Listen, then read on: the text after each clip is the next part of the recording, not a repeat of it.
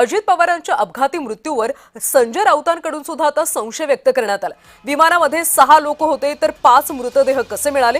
संसदेत याबाबत बोलणार असल्याचं संजय राऊतांनी म्हटलं। मला याबाबत आधीच संशय होता, मला जस्टिस लोयांची आठवण आली असं संजय राऊत यांनी म्हटलंय। दादांच्या विमान अपघातातल्या मृत्यूबाबत संजय राऊत यांनी गंभीर वक्तव्य केलं।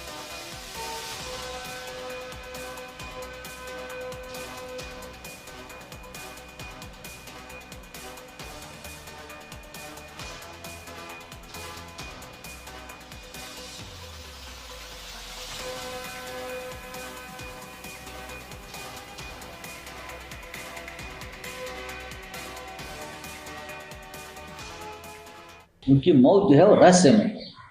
कुछ तो हुआ है पर्दे के पीछे। अजीत दादा ने ये कहा था कि मैं पुराने घर में जाना चाहता हूं। फिर अजीत दादा ने कहा, उसके बाद बीजेपी के लोगों ने अजीत दादा को धमकाया कि अभी तक आपकी सिंचन घोटाले की फाइल बंद नहीं हुई है भाई। ये धमकी थी अजीत पवार। फिर अजीत पवार ने जवाब दिया, मेरी बात छोड़ दीजिए, आपके सिंचन घोटाले की फाइल मेरे पास है। उसके बाद 10 दिन बाद अजीत पवार की रहस्यमय रीत्या मौत होती है। उसका क्या अर्थ है? मुझे तो जस्टिस लोया की याद आई कि कुछ नया। तर अजित पवार यांच्या विमान अपघातातल्या मृत्यूवर संजय राऊत यांनी गंभीर वक्तव्य केलेलं आहे। विमानात 6 लोक होते तर 5 मृतदेह कसे मिळाले? पडद्यामागे बरंच काही घडलंय असं राऊतांनी म्हटलंय। या सगळ्या प्रकरणावरून मला जस्टिस लोया प्रकरणाची आठवण झाली असं देखील ते म्हणाले। दरम्यान याबाबत आपण संसदेत आवाज उठवणार असं संजय राऊतांनी म्हटलंय। मला अपघाताबद्दल आधीपासूनच संशय होता, पडद्यामागे बऱ्याच गोष्टी घडल्या। भाजपकडून अजित पवार यांना वारंवार धमकी देण्यात आली होती, तुमची सिंचन घोटाळ्याची फाईल अजूनही बंद झाली नाही अशा पद्धतीची धमकी देण्यात आली भाजपच्या लोकांकडून आणि त्यानंतरच काही दिवसात हा अपघात झालाय। त्यामुळे पडद्यामागे बरंच काही घडलंय असं संजय राऊतांनी म्हटलंय। मला याबाबत आधीच संशय होता आणि संसदेत मी आवाज उठवणार असं आता राऊत म्हणतात।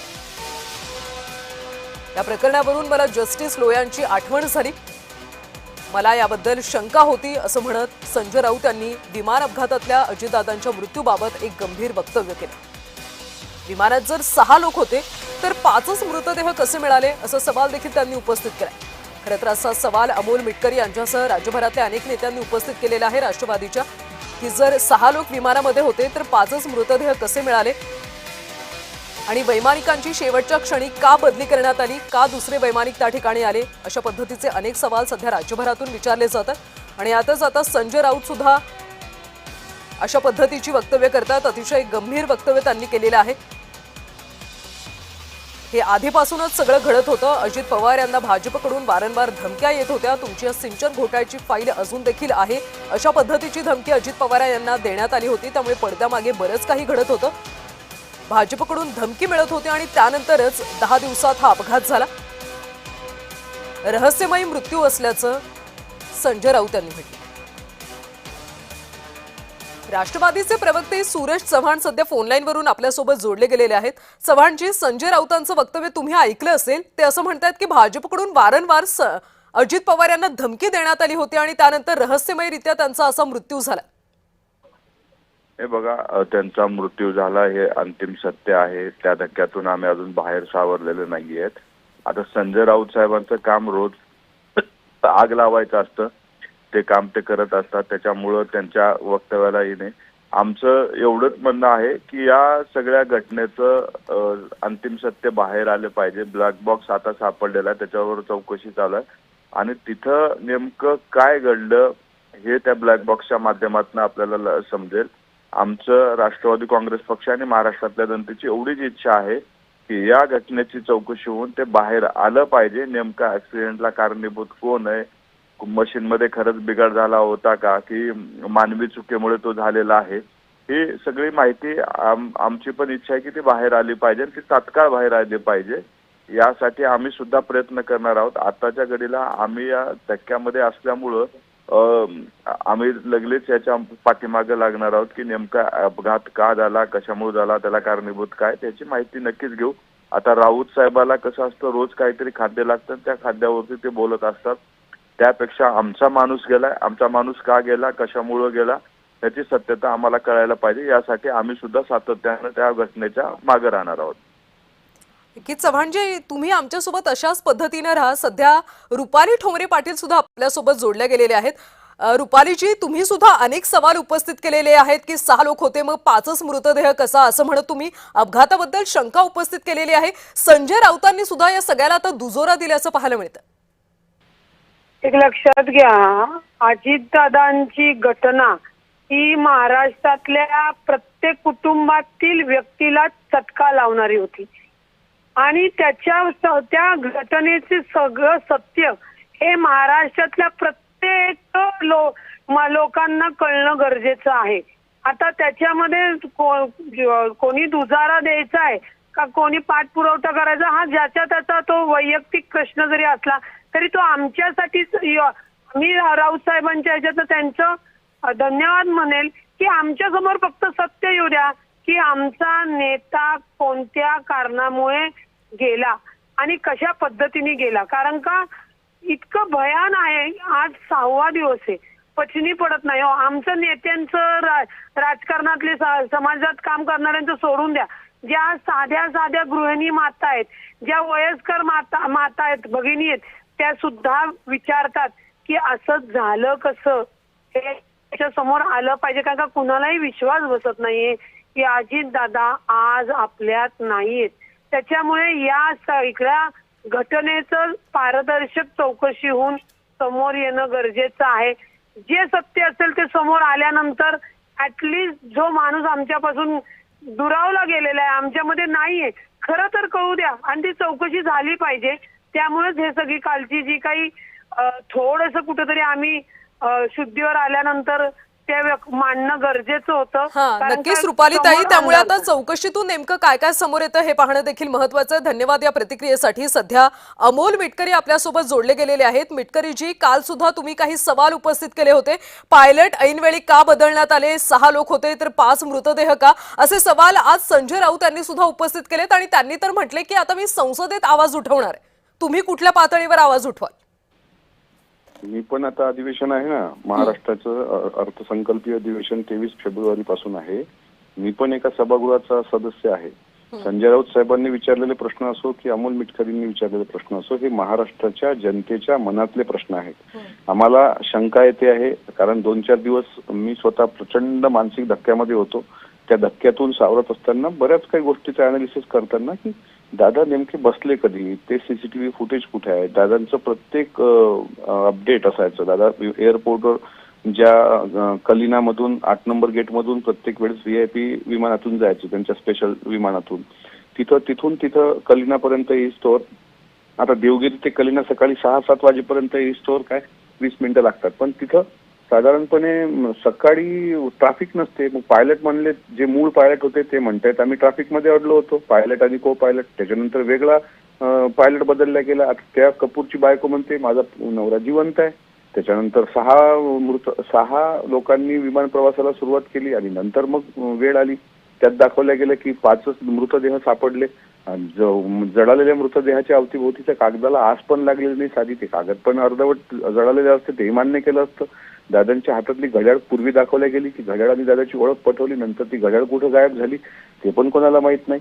म्हणजे हे जे काही मतांतर आहेत का, फ्युएल त्याच्यामध्ये इतकं असताना जर त्याला मिड डे कॉल आला, त्यांनी मिड डे कॉल द्यायला पाहिजे, त्यांनी तो दिला नाही. ब्लॅक बॉक्समध्ये काय सापडणार नंतरचा विषय आहे. पण त्याला ती लँड करता येत होतं कारण बारामतीच्या अवतीभोवती 2 एअरपोर्ट जवळ आहेत, सोलापूर जवळ आहे आणि पुणे जवळ आहे. फ्युएल तर पूर्ण होतं. गिरटी आणखी एक एक्स्ट्रा मारून लँड पुण्याला केलं असतं तरी चाललं असतं, सोलापूरला केलं असतं तरी चाललं असतं. आणि राजेश टोपेंची मुलाखत तुम्ही ऐका. राजेश टोपे म्हणतात की त्यांच्या गावच्या एका कर्मचाऱ्याने तिथे तो अपघात 7:15ला पाहिला, 7:15 ते 7:30च्या दरम्यान. आणि नंतर कळलं गेलं की तो 8:15 वाजता झालाय. तुम्ही सगळं मीडियाने दाखवलंय. म्हणजे नेमकं हे किती वाजता ते तिथून टेक ऑफ झालं, कधी लँड झालं, घिरट्या का मारल्या नाही, मिड डे कॉल का दिला गेला नाही, शेवटचा कॉल काय झाला, ही इतकी मतांतर आहेत. त्यामुळे याची उच्चस्तरीय चौकशी झाली पाहिजे. सरन्यायाधीशांच्या अध्यक्षतेखाली एखादी चौकशी गठीत झाली पाहिजे, माजी सरन्यायाधीशांच्या अध्यक्षतेखाली. आणि संसदेमध्ये राऊत साहेब आवाज उठत असतील तर त्या निर्णयाचं मी स्वागत करतो. मी पण महाराष्ट्र विधिमंडळाचा सदस्य आहे. मी पण माझ्या अजितदादांच्या शेवटच्या क्षणाचं नेमकं काय हा प्रश्न मी सरकारला आणि त्या माध्यमातून देशाला विचारणार. स्वतः मी अमित शहाची भेट घेण्याची आता तयारी सुरू केलेली आहे. त्यांची भेटीची वेळ मिळाली की मी म्हणेन उच्चस्तरीय मिटकरीजी, यावेळी संजय राऊतांनी बोलताना असं म्हटले की भाजपकडून अजित पवारांना सिंचन घोटाळ्याबाबत वारंवार धमक्या येत होत्या. तुम्ही मित्रपक्ष आहात, तुम्हाला याबद्दलची काही माहिती आहे का? मी त्यावर माझा अंगुली निर्देश तिकडे नाहीच आहे. मला त्यात राजकारण करायचंच नाहीये. माझ्या सतत विवेक बुद्धीला आता पडलेले तुमचंच सरकार म्हणतंय की ब्लॅक बॉक्स सापडलेला आहे आणि चौकशी केली जाते, त्याला थोडा वेळ लागणार, मग तुम्ही थांबणार नाहीत का तितका वेळ? नाही, ऍटलिस्ट ती प्रोसेस सुरू होते ना. आमचा पहिला प्रश्न आहे 6 मृतदेह का सापडले नाहीत? जर 6 बसले होते तर मग नंतर म्हणतायत 5 बसलेत. हे गोंधळ थांबवा ना एकदा आमच्या डोक्याचा. ते फाईल बिलचं मला नाही माहित. ते राऊत साहेबांनी ते पॉलिटिकली त्याच्यावर ते आरोप केले असतील. माझं पॉलिटिकल आरोपच नाही आहे. मला हेही माहित आहे की जाण्याचं सर्वात जास्त दुःख राजकीय क्षेत्रात पवार परिवार सोडून कोणाला झालं असेल तर ते अर्थातच मुख्यमंत्र्यांना झालंय. कारण मुख्यमंत्र्यांचा अत्यंत विश्वासू माणूस गेलाय. मुख्यमंत्री सुनेत्रा वहिनींच्या पाठीशी सुद्धा मोठ्या भावासारखे खंबीरपणे उभे राहिलेले आहेत. आणि तुम्हाला हेही सांगतो की या पक्षाचा तुम्ही मुख्यमंत्र्यांना भेटून या सगळ्या गोष्टी सांगणार आहात का? काल तुम्ही माध्यमांसमोर सांगितलं, त्याच्या आधी मुख्यमंत्र्यांची भेट घेतली का तुम्ही? मी आता भेट घेणं काय धक्काच इतका होता की आम्हाला काही सूचना असं झालं होतं. आता आजकाल रविवार होता, 1-2 दिवसात मी मुंबईला असेल. मी स्वतः मुख्यमंत्र्यांना भेटतोय. मी अमित शहाची भेट घेण्याचा पण प्रयत्न करतोय. मी यांची केंद्रीय रेल्वे मंत्री त्यांची पण भेट घेण्याचा मी प्रयत्न करतोय. आणि मला 100% विश्वास आहे की मी मुख्यमंत्र्यांना भेटू शकतो, कारण विधिमंडळ सदस्य आहे. मी मागणी करणार आहे. आणि हे एक गोष्ट खरी. आणि दुसरं एक, या प्रश्नाच्या अनुषंगानं आमच्या पक्षाच्या विलिनीकरणासंदर्भात ज्या वावड्या उठतायत ना, त्याबद्दल तुम्हाला एकच सांगतो की सुनेत्रा वहिनी ह्याच पक्षाच्या राष्ट्रीय अध्यक्ष होतील आणि त्याच झाल्या पाहिजे. आपण जरा विलिनीकरणाचा मुद्दा बाजूला ठेवूयात मिटकरीजी. जर चौकशी अंती काहीच समोर आलं नाही, तुमच्या प्रश्नांची उत्तरं मिळाली नाहीत, तर मग पुढे काय करणार?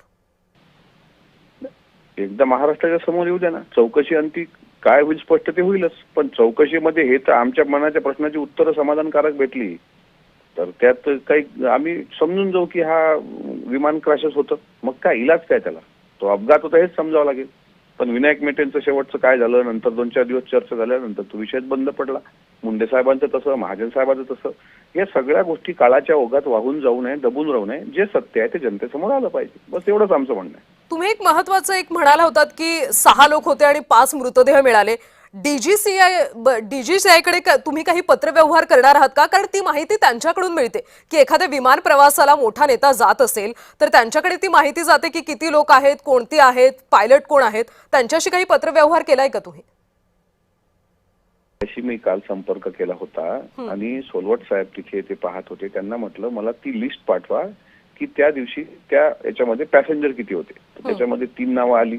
एक ती माळी, आदरणीय दादा आणि बिपिन ते आपले हे त्यांचे बॉडीगार्ड सॉरी, आणि 2 नावं कॅप्टन आणि क्रू कॅप्टनची. म्हणजे 5च नावांची लिस्ट मला आली की ही 5 लोक होती. पण ज्या दिवशी हा अपघात घडला त्या दिवशी अख्ख्या मीडियाने दाखवलं की 6 लोक होती. बॉड्या 5 मिळाल्या. मग हे 6 होती की 5 होती?